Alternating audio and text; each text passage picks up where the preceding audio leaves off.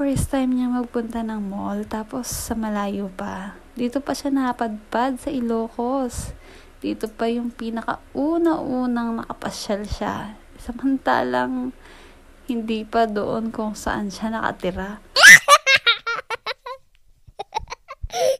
Kitang-kita naman kung gaano siya kasaya.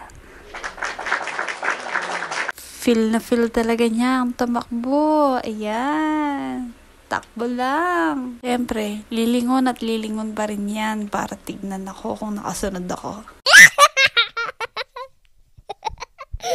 Itsura ng Igo Groom. Ayan na, tapos na siya. O, diba? Pero, trim lang yan. Kasi, natatakot kami. Baka mamaya, pag sinagad, maging iba ng itsura niya. Charot!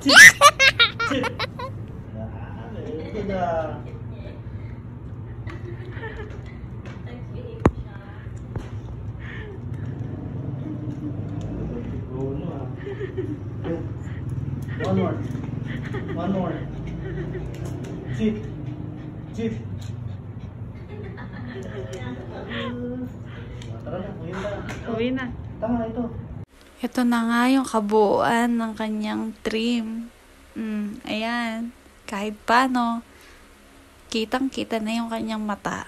Dati kasi, wala na siyang makita. Sobrang haba na ng bangs niya. Thanks for watching. Bye-bye!